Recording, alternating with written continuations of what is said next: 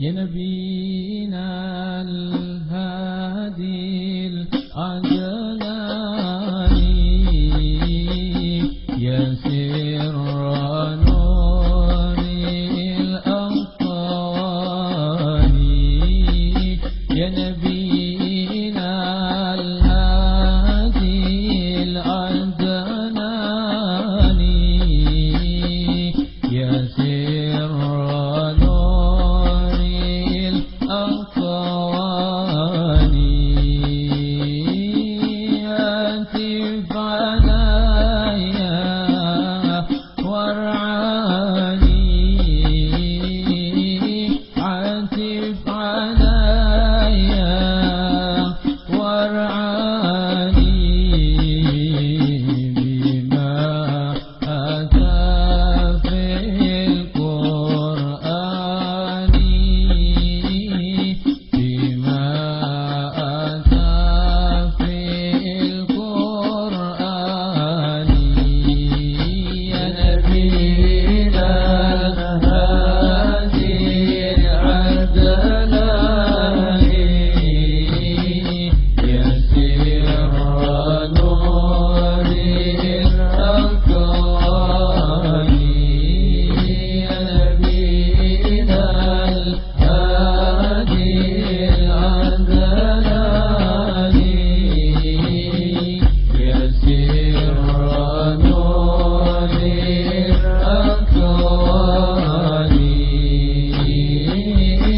عتف عليا وارعاني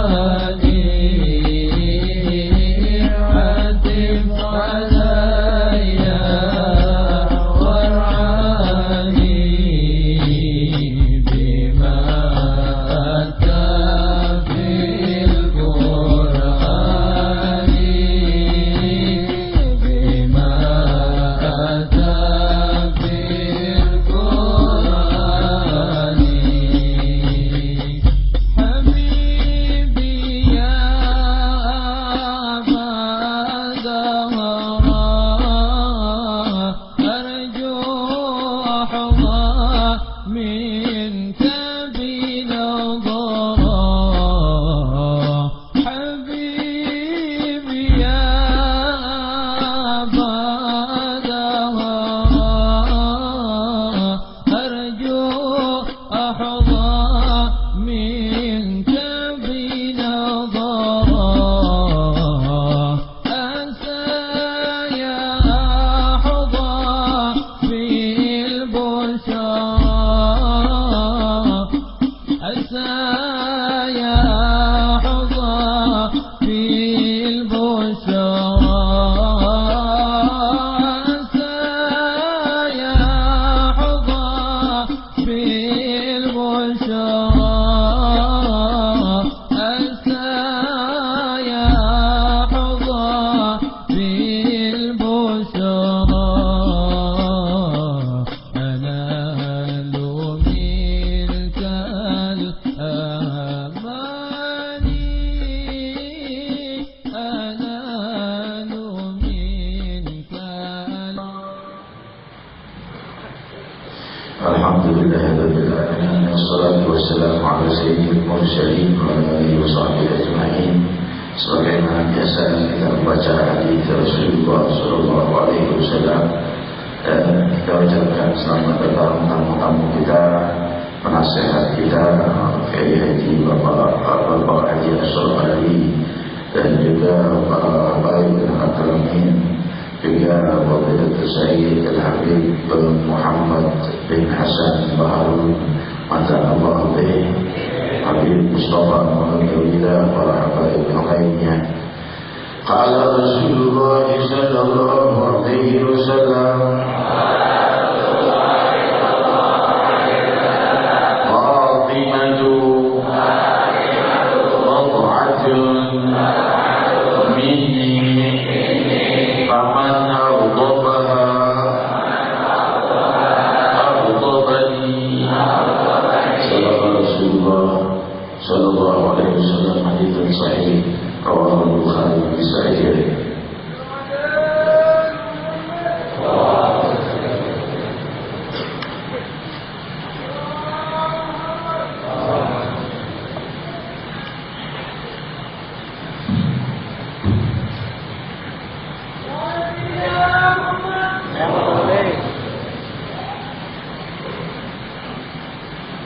Assalamualaikum warahmatullahi wabarakatuh. Hamdan li rabbil khassana bi Muhammadin wa amqadana min dhulmatil jahli wad dayaji. Alhamdulillahi alladhi hadana bi'abdihi al-mukhtar man da'ana ilayhi bil-idni wa qad nadana. لبيك يا من دلنا وحدنا صلى الله وسلم وبارك عليه. الحمد لله الذي جمعنا بهذا المجمع. Bahkan puji kehadirat Allah Subhanahu wa taala yang Maha Agung, Maha mengagungkan dan memuliakan hamba-hambanya dengan kemuliaan yang abadi. Jika sang hamba terpanggil untuk mendekat ke hadirat ilahi, maka Allah mendekatkannya dengan kedekatan yang lebih dekat dan baginya anugerah yang abadi yang tiada dimiliki hamba satu sama lain terkecuali Al-Khaliq Rabbul Alamin yang Maha memecah-mecah anugerah dan kenikmatan pada setiap nama hambanya sepanjang waktu dan zaman. Fulan bin Fulan kenikmatannya, Fulan bin Fulan dan kenikmatannya, Fulan bin Fulan dan panca inderanya, Fulan bin Fulan dan sekian juta huruf yang diizinkan keluar dari bibirnya, Fulan bin Fulan yang diizinkan berkedip sekian lama, Fulan bin Fulan yang diizinkan melihat berjuta warna.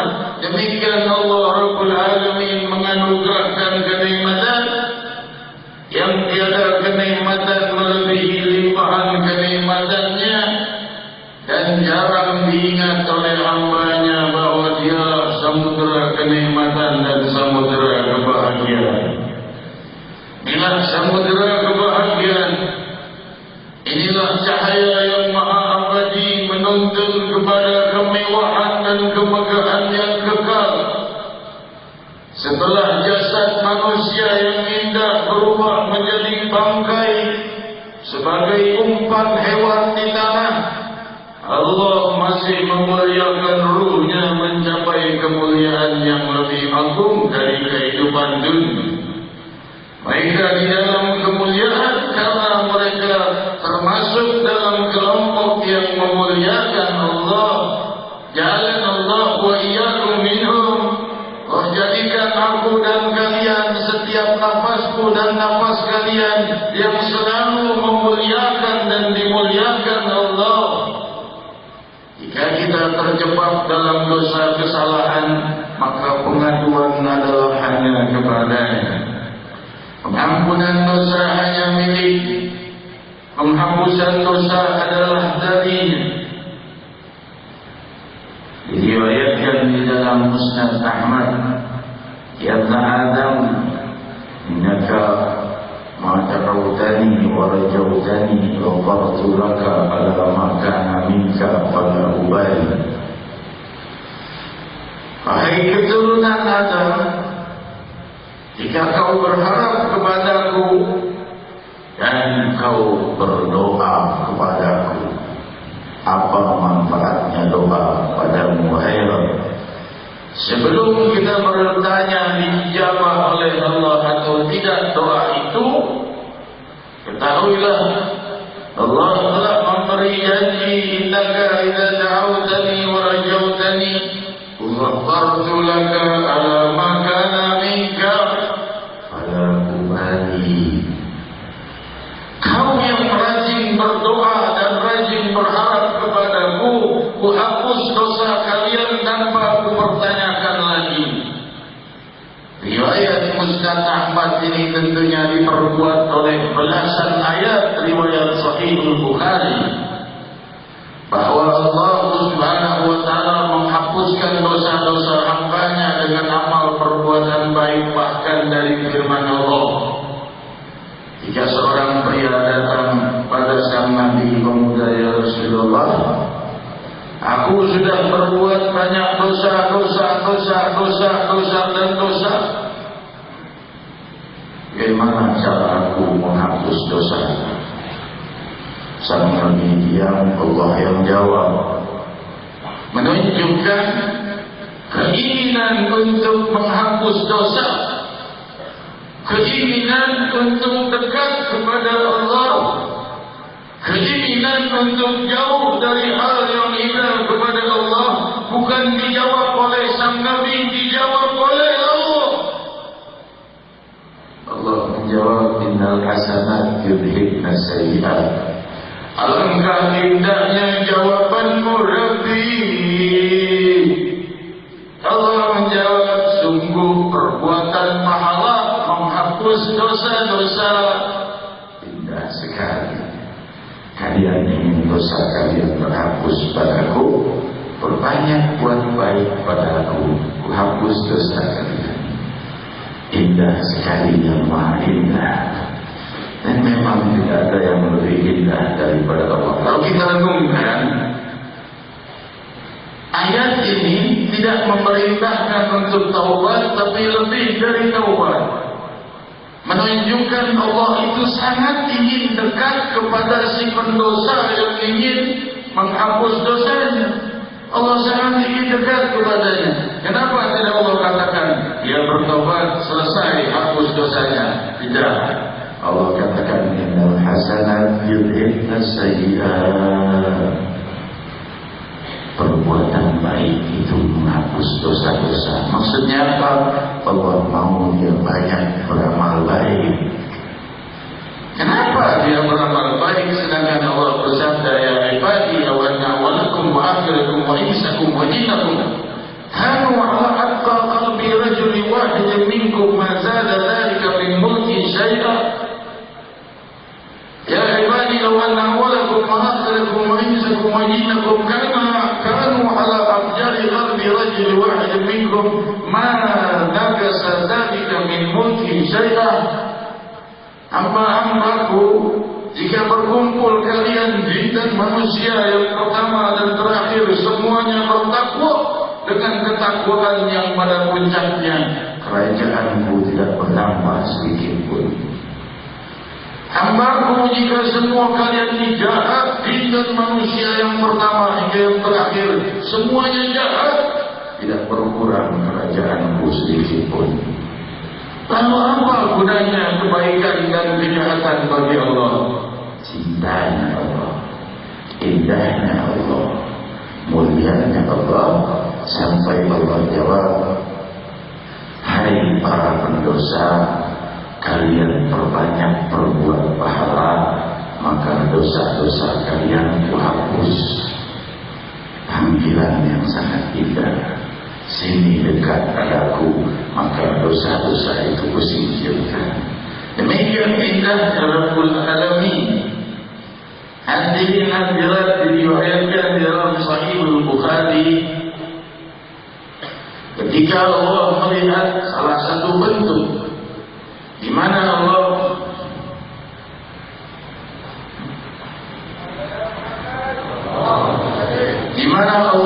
Subhanahu wa ta'ala memperlihatkan kepada hamba-hambanya bahwa Allah melihat semua perbuatan yang terkecil sekalipun.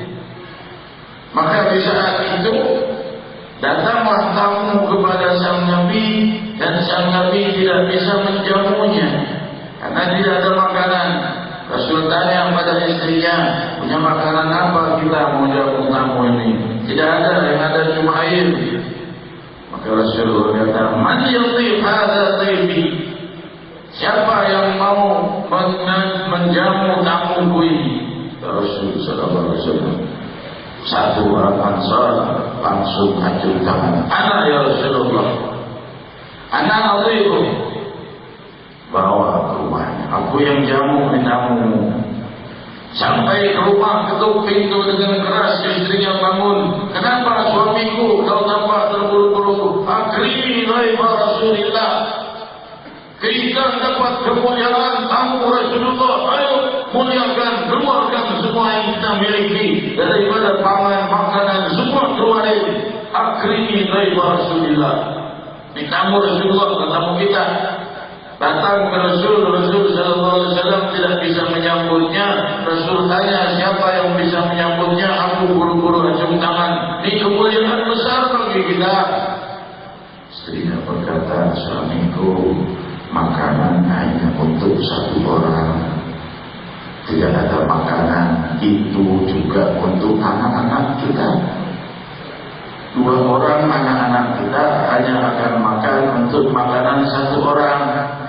Kau ini bagaimana menyanggupi undangan tamunya Rasul kalau tidak tanya-tanya dulu? Maka kita punya kambing, punya ayam, punya beras, punya roti, jangan main terima sembarangan. Maka suaminya sudah kadu malu.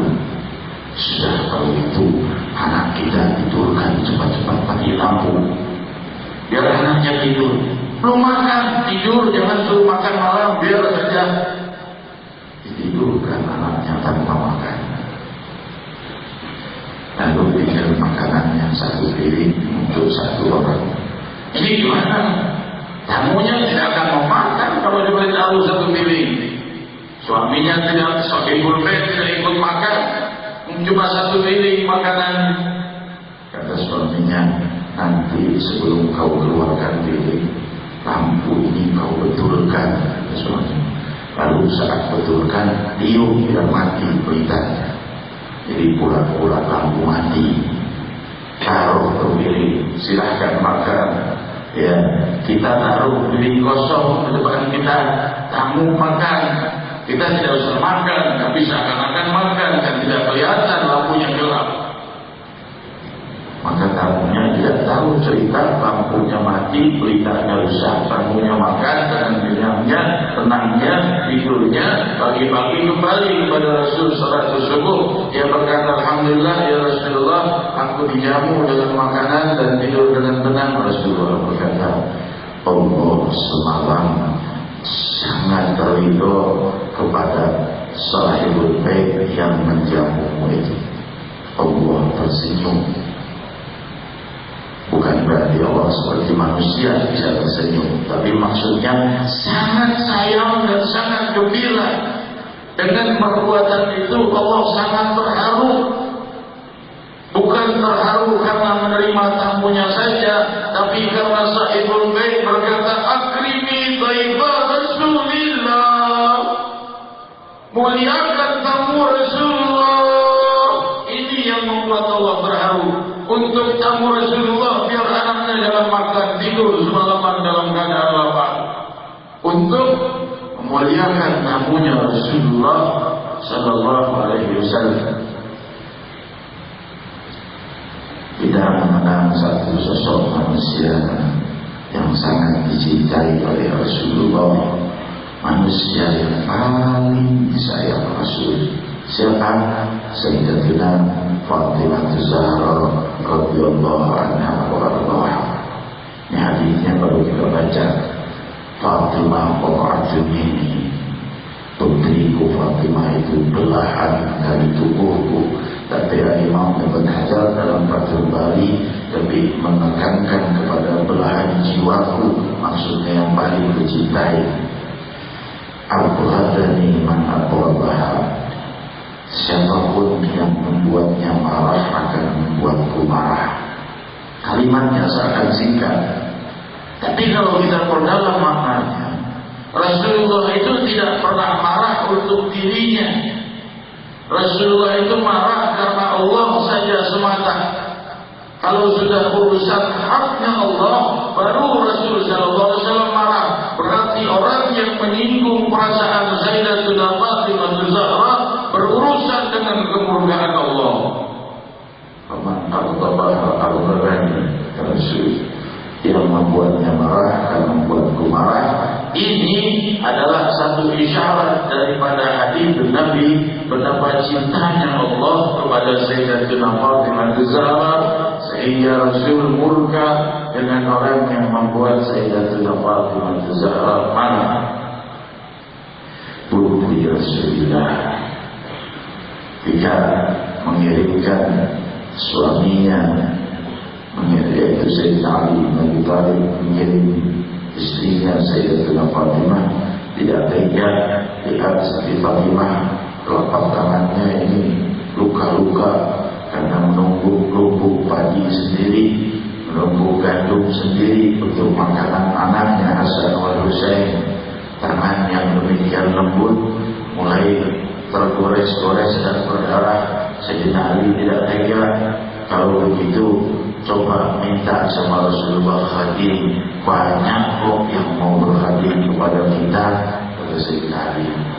Maka Siti Fatimah datang kepada Rasulullah berdiri.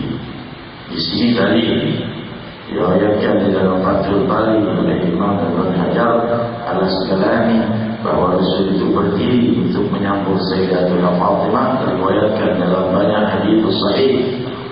Ini dalil berdirinya kita untuk orang yang kita cintai. Rasulullah datang, Siti Fatimah berdiri. Rasul zaman sekarang orang bilang kalau berdiri di Maulid Nabi syirik. Kita berdiri untuk orang yang paling mencintai Allah, Sayyidina Muhammad SAW. Terlihat tidak terlihat, datang tidak datang, aku berdiri untuk menghormati Muhammad Rasulullah. Nah, kita stop dulu cerita Fatimah, kita bicara lagi dalil Mahalul Qiyam. Al-Imam, jadi para imam itu adalah keramin berikhtilaf tentang bolehnya berdiri. Tapi Al-Imam Hujjatul Islam Al-Imam Nawawi mengatakan bahwa pendapat yang paling sahih dan paling tegak adalah layaknya berdiri untuk menghormati ulama atau menghormati orang yang dicintai.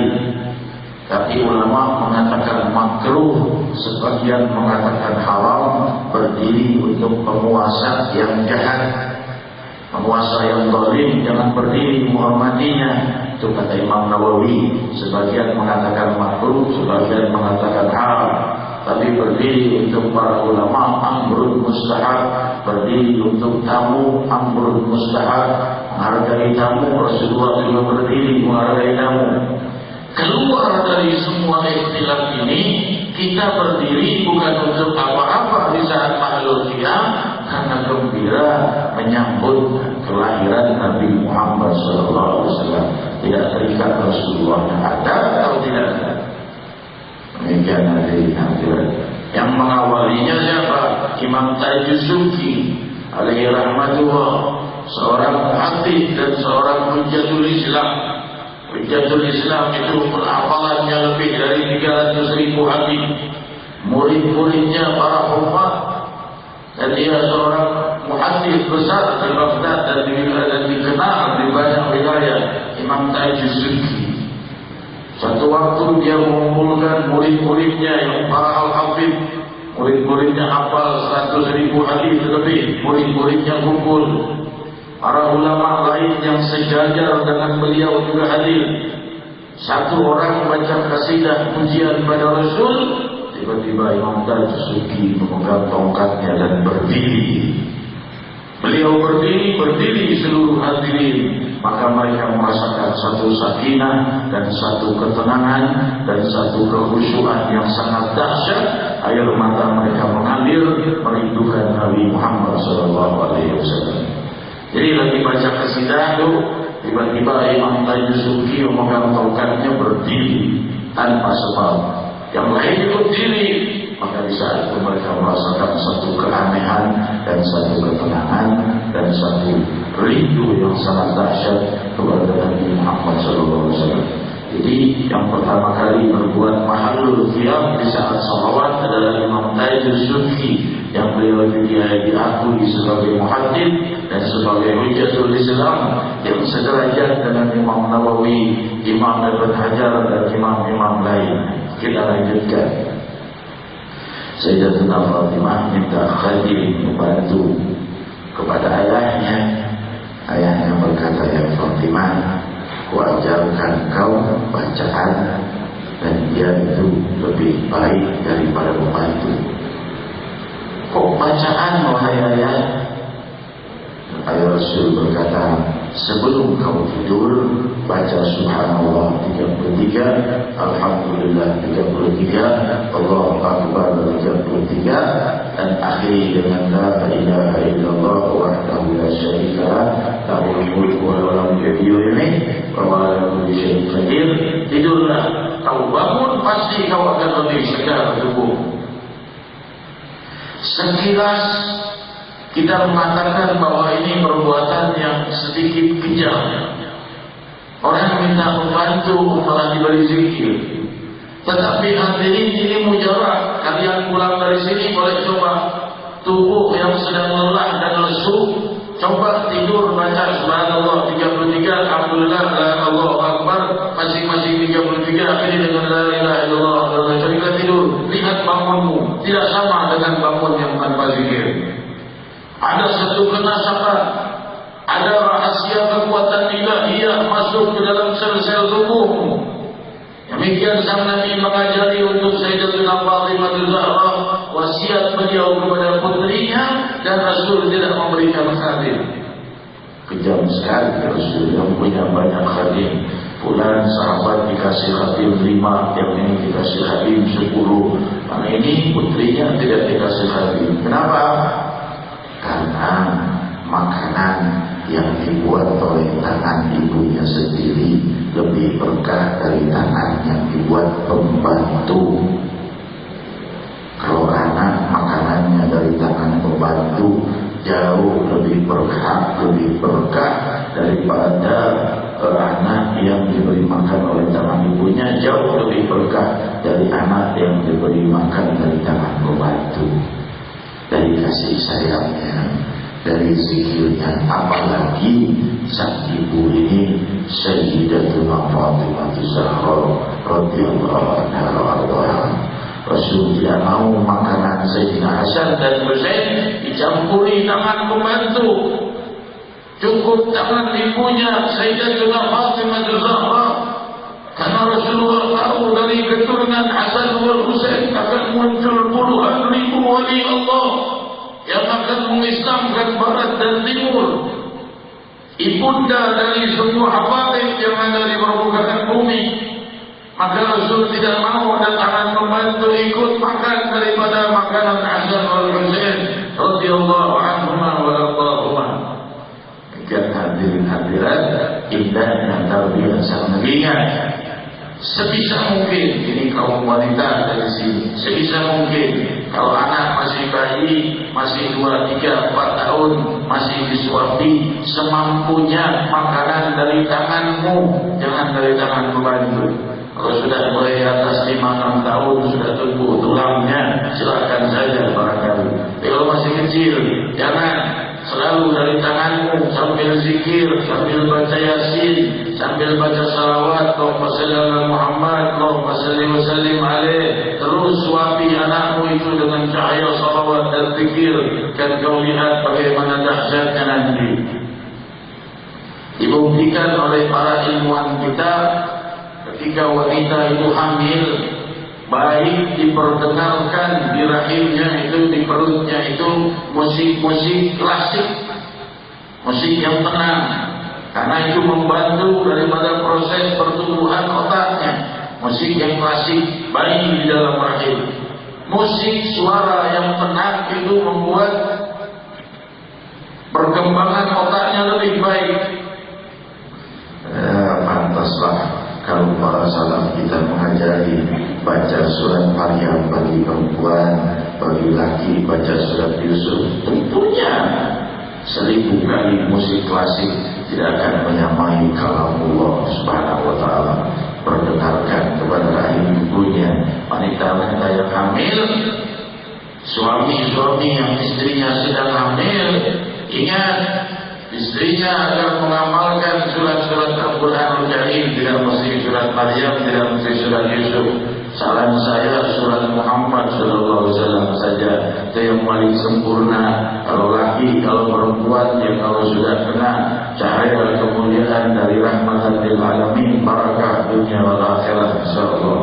Hadirin hadirat, Sayyidina Ali bin Abi Thalib karramallahu wajhah adalah orang yang barangkali jarang disebut di dalam riwayat Ahadits Sahih.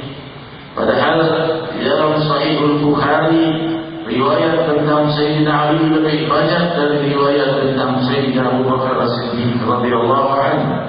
Yang diriwayatkan oleh Sayyidina Abu Bakar As-Siddiq jauh lebih sedikit dibanding yang diriwayatkan oleh Sayyidina Ali bin Abi Thalib. Diriwayatkan Rasulullah sallallahu alaihi wasallam bersabda, "Ya Ali, amma tarda an takuna bimanzilati kamanzilat Harun min Musa."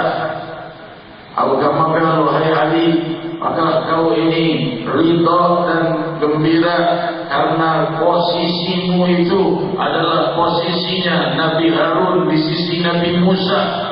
Maksudnya sangat dekat dengan Rasulullah sallallahu alaihi wasallam. Bukan sama-sama Nabi, tapi sangat dekat dengan Rasulullah sallallahu alaihi wasallam. Hadis seperti ini pernah diucapkan kepada Sayyidina Abu Bakar Siddiq dengan kalimat yang berbeda.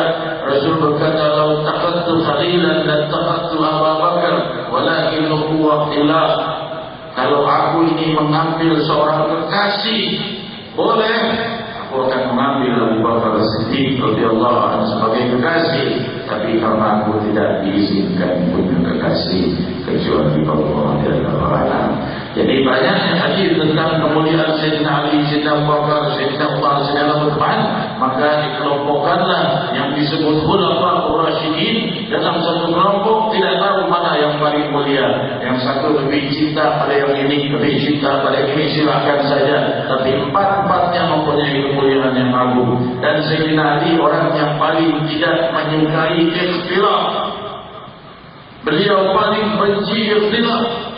Diriwayatkan dalam Sahihul Bukhari ketika terjadi ikhtilaf dalam khalifahnya bersama Muawiyah, berkata Sayyidina Ali, "Faqdi ma anta, silakan putuskan saja kalian bagaimana maunya. Fa inni akrahul ikhtilaf hatta yakuna ummah jam'a, hatta yakuna nas fi jama'atin wahidah atau amut kama amut ashabi." Kalian silakan musyawarahkan, kata Sayyidina Ali, bagaimanapun caranya, sungguh aku benci perpecahan. Aku akan perjuangkan jamaah di jama'atin wahidah, dan aku perjuangkan Islam dalam satu kelompok, atau aku akan mati demi membela persatuan, wafat seperti wafat sahabatku yang terdahulu, yaitu Sayyidina Umar, Sayyidina Abu Bakar, dan Sayyidina Utsman radhiyallahu anhum ajma'in. Au amut kama yamutu ashabi, kama matu ashabi, seperti menjaga sahabat-sahabatku yang terdahulu. Demikian wasiat Sayyidina Ali bin Abi Thalib karramallahu wajhahu radhiyallahu ta'ala anhu wa Allah. Dan tentunya Sayyidina Abu Bakar Siddiq radhiyallahu anhu wa Allah yang muncul di masa sekarang dipertentangkan bahwa Sayyidina Abu Bakar ini berbuat hal yang menyakiti hati Sayyidatuna Fatimah Az-Zahra, lantas dikaitkan dengan hadis ini, "Man aghdabaha aghdabani man aghdabaha," bahwa Abu Bakar Siddiq pernah menyakiti perasaan Sayyidatuna Fatimah putri Rasulullah, sedangkan Rasul sudah bersabda, barang siapa yang membuat Fatimah ini marah, maka membuatku marah. Sungguh ketika hadis ini diperdengarkan kepada Abu Bakar Siddiq, Abu Bakar Siddiq datang kepada Fatimah Az-Zahra meminta ridha dan meminta restu. Demikian riwayat di dalam Fathul Bari di syarah Sahihul Bukhari. Datanglah Sayyidina Abu Bakar Siddiq ke rumah Sayyidina Ali. Aku ini menjalankan apa yang diperintahkan Rasul, bahwa Ahlul Bait tidak menerima sedekah. Namun Sayyidatuna tidak menerima warisan, bahwa Ahlul Bait Rasul itu tidak mewarisi. Aku hanya pegang ucapan Rasul. Tapi kalau itu sampai menyakiti hati putri Rasul, aku mau minta maaf. Maka diizinkanlah masuk berjumpa dengan Sayyidatuna Fatimah. Berkata Imam Ibnu Hajar, tidak keluar Abu Bakar Siddiq dari rumah itu sebelum sudah diridhoi dan dimaafkan oleh Sayyidatuna Fatimah Az-Zahra. Imam Ibnu Hajar Al-Asqalani dan Hujjatul Islam Imam Nawawi alaihi rahmatullah mengatakan, kalau seandainya tanah waris itu memang ada untuk Ahlul Bait Rasul, niscaya Sayyidina Ali akan mengeluarkannya. Sama Sayyidina Abu Bakar tidak diberi, Sayyidina Utsman, Sayyidina Umar, Sayyidina Utsman, sudah 3 khalifah. Di saat Sayyidina Ali tidak dikeluarkan juga tanah Padang. Kalau seandainya itu al-haq, Sayyidina Ali akan mengeluarkannya. Berarti Sayyidina Ali salah, berarti semua khulafaur rasyidin salah. Ini barangkali sebagian dari hadirin tidak memahami pembahasan ini, dan pembahasan ini penting karena mulai semakin semarak orang-orang yang mencaci para sahabat Rasul, mencaci Sayyidina Abu Bakar, Umar, Utsman radhiyallahu anhum, yang mengatakan mereka itu musuh-musuh Ahlul Bait Nabi sallallahu alaihi wasallam. Salah besar. Kenapa? Karena mereka ini 4 orang ini, Sayyidina Abu Bakar, Sayyidina Umar, Sayyidina Utsman, Sayyidina Ali, ini 4-4-nya keluarga Rasul. Sayyidina Abu Bakar ini mertuanya Rasulullah, Sayyidina Umar mertua Rasulullah, Sayyidina Utsman menantu Rasulullah, Sayyidina Ali menantu Rasulullah. Ini semua keluarganya Sayyidina Muhammad. Mereka yang mencaci dan mengatakan ada kesalahan pada ini berarti mengatakan rumah tangga Rasulullah kacau balau. Mustahil. Hadirin, ini yang perlu saya perjelas. Tentunya kita lanjutkan lagi apa indahnya Sayyidina Hasan bin Ali bin Abi Thalib ketika akan wafat. Sayyidina Hasan mengatakan lihat jiwa yang ditarbiyah dengan tarbiyah akhlak Nabi Muhammad. Dia berkata saat sakratul maut, laqad araftu man samani wa laqad samahtu. Aku tahu siapa yang meracuni aku, tapi aku sudah maafkan. Subhanallah. Sayyidina Hasan bin Ali radhiyallahu anhu, mereka ahli khusyuk, mereka orang-orang yang banyak bermunajat. Putranya Sayyidina Husain bin Ali, siapa? Sayyidina Ali Sayyidina Abidin, dikenal sebagai As-Sajjad, gelar yang tidak pernah ada diberikan pada orang lain selain beliau. Kenapa? Karena sujudnya 1000 kali setiap malamnya. Beliau itu sholat malamnya 500 rakaat tiap malam. Sholatnya 500 rakaat berarti 1000 kali sujud. Sujud kepada Allah.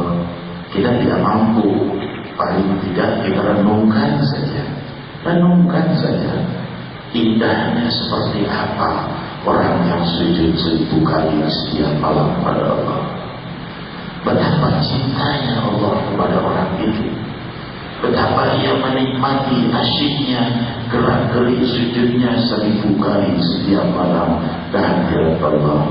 Betapa indahnya istananya kelak di yaumul qiyamah. Hadirat Imam Ali Zainal Abidin As-Sajjad ketika wafat terlihat bekas kulit, 2 punggungnya ini keras, 2 punggungnya ini kasar seperti kulit. Kalau kulit kan sering angkat barang berat, kelihatan kulitnya itu kasar 2 punggungnya.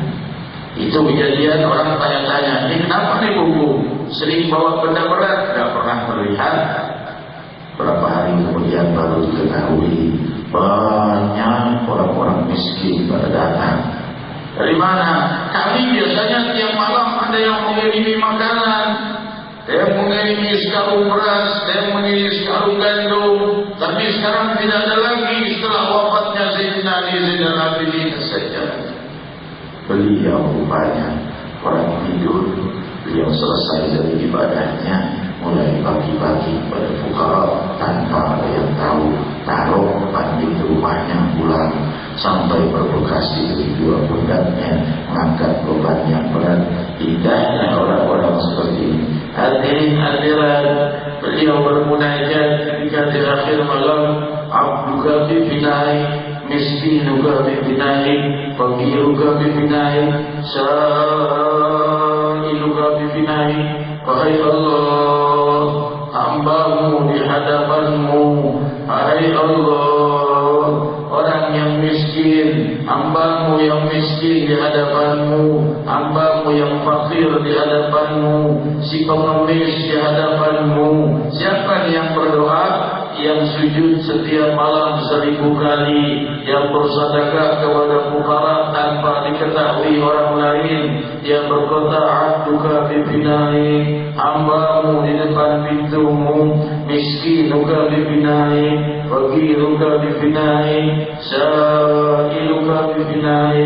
Inilah malam-malam munajat, inilah malam-malam doa, inilah malam-malam harapannya kepada Allah. Bagaimana keadaan putranya Imam Muhammad Al-Baqir bin Ali Zainal Abidin As-Sajjad, yang ketika ia orang yang paling taat dan sangat taat kepada Allah, wajahnya bercahaya terang benderang, seakan-akan orang-orang melihat kembali cahayanya Rasul terbit di wajah Imam Muhammad Al-Baqir. Dan dia di malam harinya selalu berdoa, amartani falam a'tamil wa nahaitani falam anzajir, ana abdun mudnibun mukhtiun fala a'tadir. Inilah dia berkata, ni aku Muhammad Al-Baqir, kau banyak beri perintah padaku, tapi banyak yang tidak mampu kulakukan. Banyak kau melarang hal-hal yang kau larang, wahai Allah, tapi ada juga yang tidak mampu aku lakukan, masih juga aku lakukan laranganmu. Masih ada juga perintahmu yang kau perintahmu kepadaku yang masih ku tidak kulakukan. Masih banyak laranganmu yang kau beri larang, aku masih lakukan. Yang berkata, ana abdun mudnibun mukhtiun, inilah aku hambamu penuh dosa, penuh salah, falam a'tadir, dan aku tidak membela diri atas dosa-dosaku. Maksudnya membela diri apa? Maksudnya aku berdosa karena sedang sakit, aku berdosa karena sedang tidak sengaja. Tidak, memang aku berdosa. Demikian hadirin jiwa Imam Ja'far Muhammad Al-Baqir, ana abdun mudnibun mukhtiun fala a'tadir. Inilah Muhammad Al-Baqir, hamba penuh dosa, hamba penuh kesalahan, hamba yang ketika diberi perintah masih juga banyak yang tidak dilakukan, yang jika diberi larangan masih ada juga yang dilanggar. Padahal beliau orang yang hampir tidak pernah berbuat hal yang mubah, perbuatannya selalu di dalam sunnah dan di dalam hal yang fardu, tidak pernah berbuat hal yang makruh, apalagi yang haram. Demikian jiwa yang sangat rendah diri di hadapan yang maha luhur. Demikian putranya Al-Imam Ja'far As-Sadiq bin Muhammad Al-Baqir bin Ali Zainal Abidin ibn Al-Husain binti Rasulillah sallallahu alaihi wasallam. Bagaimana Imam Ja'far? Imam Ja'far kalau berdoa memanggil nama Allah tidak mau berhenti. Dia kalau berkata ya Rabbah, ya Rabb, ya Rabb, ya Rabb, terus dia membiasakan doanya, rindunya, tangisnya, isi perasaannya pada setiap memanggil nama Allah. Dia berkata ya Allah, ya Allah, terus sampai habis nafasnya. Kalau sudah habis nafasnya baru ganti asma'ullah yang lain. Demikian keadaan Imam Ja'far, demikian keadaan Imam Muhammad Baqir, demikian keadaan Imam Ali Zainal Abidin. Demikian dalam kitab Al-Ghurar yang ditulis oleh Al-Hafidh Al-Imam Muhammad bin Al-Wikhdiri. Hadirin, kita akhiri majlis ini dengan doa dan munajat. Rabbi, permukaan bumi telah dipenuhi jiwa-jiwa yang penuh dengan doa dan munajat. Sejuk jiwa mereka siang dan malam dengan zikir, sejuk hari-hari mereka dengan rahmat-Mu. Maka limpahkan pada kami pula ya Rahman ya Rahim, setetes dua tetes dari kerinduan kepadamu, setetes dua tetes dari indahnya sujud kepadamu di malam hari. Undang kami untuk berdoa denganmu dalam rukuk dan sujud di malam hari ya Rahman ya Rahim. Jangan kau jadikan kami orang yang masih meninggalkan salat. Barangkali di antara hadirin masih ada yang belum melakukan salat 5 waktu. Taubatlah malam ini, janjikan kepada Allah kau tidak mengulangi lagi Jika masih ada dosa-dosa yang masih kau lakukan, berdoalah kepada Allah, minta agar Allah beri kekuatan kau terhindar dari semua dosa, yang dengan itu akan datang padamu segala anugerah. Sungguh Nabi telah bersabda, banyaknya manusia terhalang dari rizki karena dosa-dosanya. Kalau saja ia bertaubat, dalam sekejap limpahan rahmat ilahi tumpah kepadanya. Pernah terjadi seorang yang selalu berdoa untuk terangkatnya musibah, tidak terangkat-angkat musibahnya.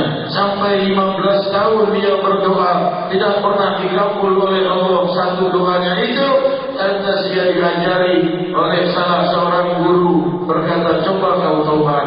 Habis taubat doa, dia berkata, aku taubat Rob, tapi aku tahu besok mungkin aku bakal masuk berbuat dosa lagi. Tapi saat ini aku taubat, hari esok aku serahkan padamu. Mungkin aku berbuat lagi, mungkin tidak. Beri aku kekuatan supaya tidak lagi berbuat dosa. Dengan doanya itu dalam sekejap Allah kabulkan doanya yang 15 tahun tidak pernah dikabul oleh Allah. Dengan kemuliaan taubat, innahu kana tawwaba.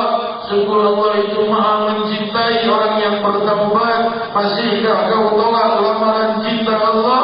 Masihkah kau tolak pecinta Allah yang abadi, yang akan membuatmu mulia di dunia dan akhirat? Hadirin hadirat, terimalah istana-istana mewah dan abadi di surga. Terimalah kebahagiaan dan ketenangan di dunia telah diajarkan oleh Allah. Atina fid dunya hasanah wa fil akhirati hasanah wa qina adzabannar. Kebahagiaan dunia, kebahagiaan akhirat, jauh dari neraka. Siapa yang bisa memberinya? Allah, Allah, Allah. Serulah nama Allah. Faqulu jami'an ya Allah, ya Allah.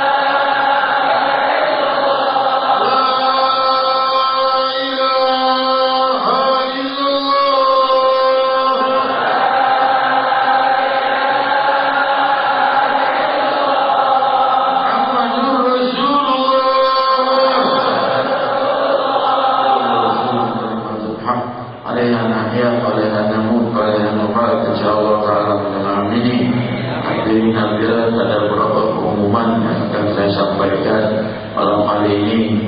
Hadir bersama kita Haji Ashraf Ali, beliau yang calon legislatif yang akan maju, dan kita ingin beliau masuk ke dalam anggota DPRD untuk terus perjuangkan Majelis Rasulullah Sallallahu Alaihi Wasallam. InsyaAllah Haji Ashraf Ali, jangan risau, doa kami, insyaAllah doa kita selalu mendoakan antum berjuang untuk kemajuan Majelis Rasulullah. Kalau seandainya ini membawa kebaikan bagi beliau, maka beliau akan diangkat oleh Allah dan akan maju. Saya titip kepada hadirin niat saya.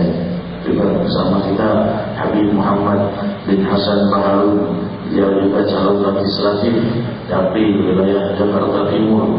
Semoga maju Habib. Jika naik nanti tolong terus berjuang bersama Majelis Rasulullah Sallallahu Alaihi Wasallam. Habib Nasihat, insyaallah kita bersatu dalam kemuliaan Haji Ashraf Ali, Habib Muhammad Baharun. Kita bersatu, makin banyak orang-orang yang berjuang untuk perjuangan Majelis Rasulullah, makin damai bumi Jakarta ini. Jadi saya bukan bicara politik, saya bukan bicara kampanye, saya tidak akan pernah hadir di acara kampanye pun, karena ini sudah perintah instruksi guru mulia Al-Hafidh Al-Musnid Al-Habib Umar bin Hafidh.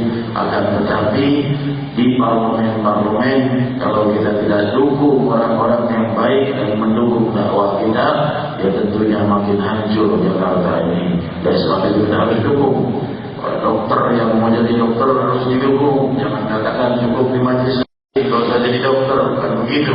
Demikian pola politikus, para politik yang mau maju untuk mendukung kita, kita doakan supaya maju, kita dukung supaya maju.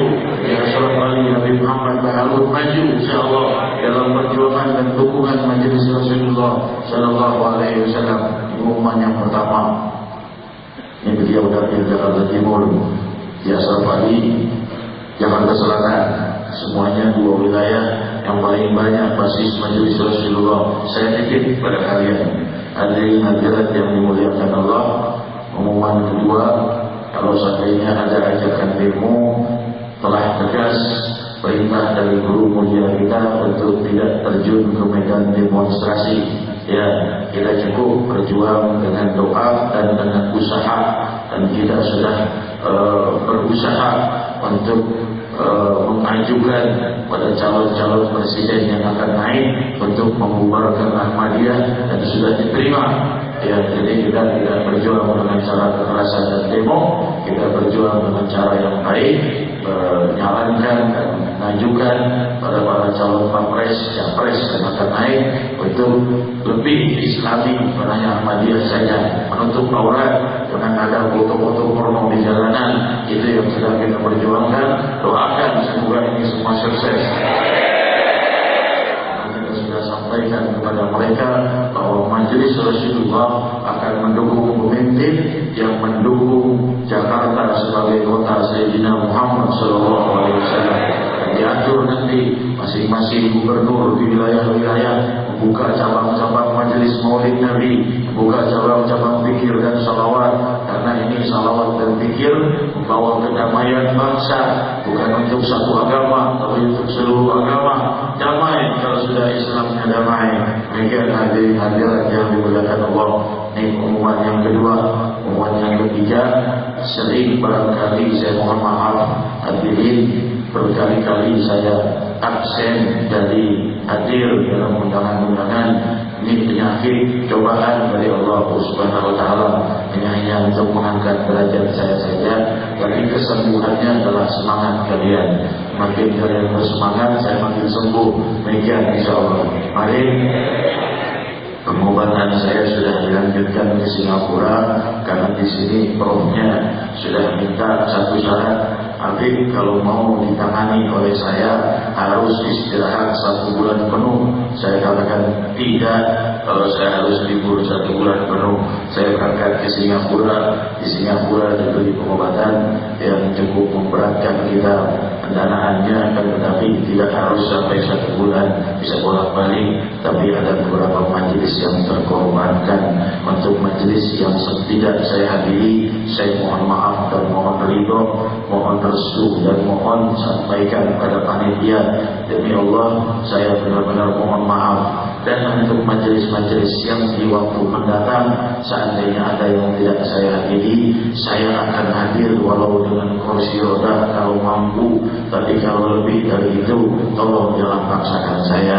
Itu yang saya mohon dari hadirin hadirat. Saya dengan habaib yang lain sama saja kok ya. Dan kalau seandainya habaib lain diundang, kiai lain diundang, tidak hadir, kok kecewanya tenang-tenang saja.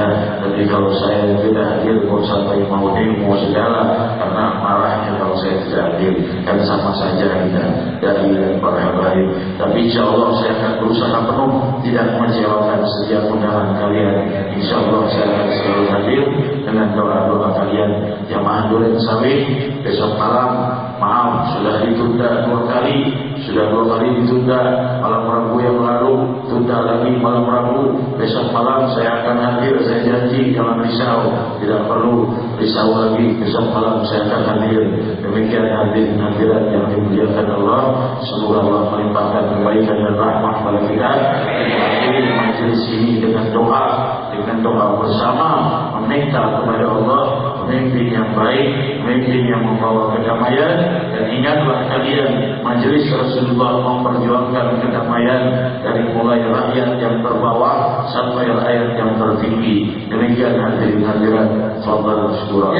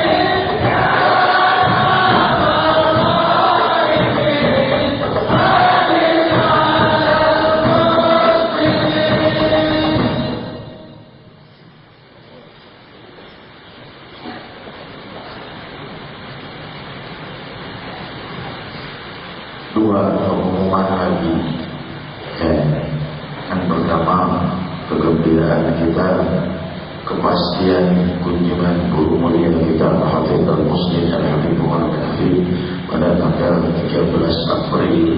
Beliau akan tiba di Jakarta untuk Multaqa Ulama selama 2 minggu, dan beliau datang di Jakarta 1 hari saja langsung ke wilayah. Ada 6 provinsi yang dikunjungi, jadi tidak ada acara di Jakarta kecuali acara penutupan tanggal 26 April.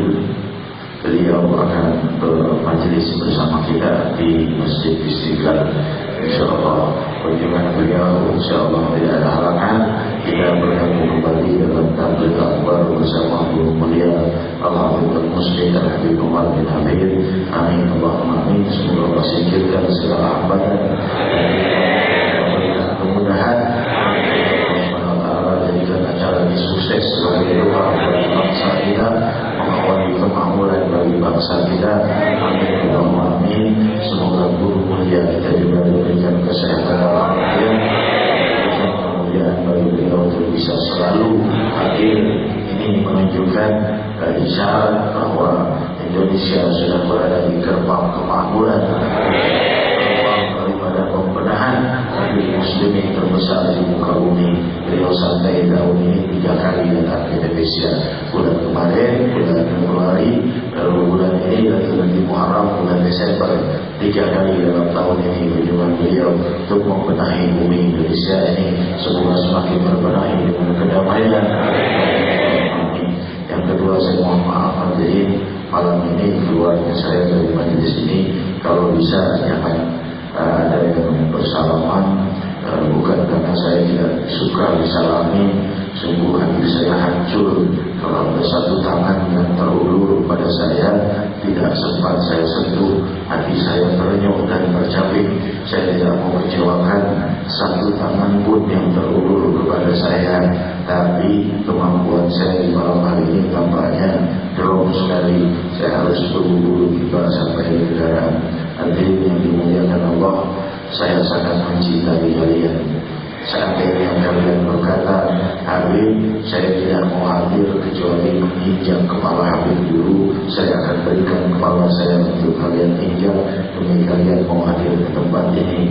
Tapi malam hari ini saya mohon diberikan keringanan hati kepada saya. Kita bersatu di dunia dan akhirat insyaallah. Muhammad sallallahu alaihi wasallam. Karena tangan saya ini penuh tusukan jarum, jadi agak sedikit terganggu. Kalau seandainya disalami banyak hadirin, pada tidak permina inakan tersebut lagi kepada yang akan tawabur rahim. Sallallahu alaihi Muhammad alaihi wasallam wa akhir awana alhamdulillah. يا ساقي القوم من شداه الكل لما سقيت فهو بالحب فيك فاه وصرحوا فيك ثم باحوا الله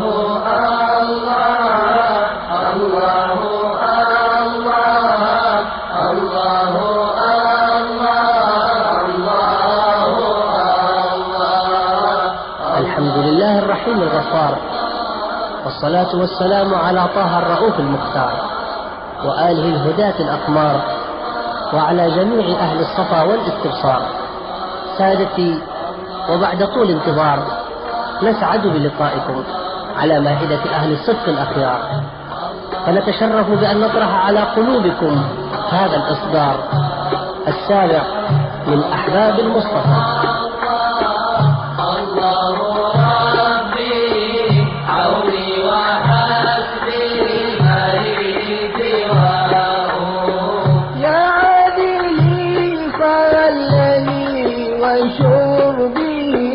فلست تدري الشراب ما هو، ما قلت لقلبي أين حبي إلا وقال الضمير فاه. الله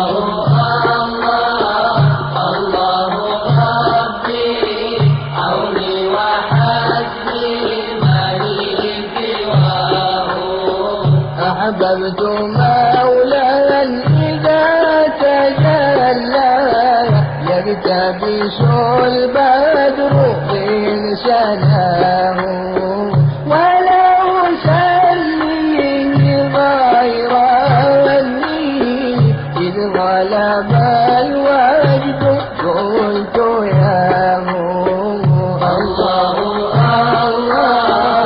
الله ربي حولي وحسبي لا سواه الله ربي حولي وحسبي لا سواه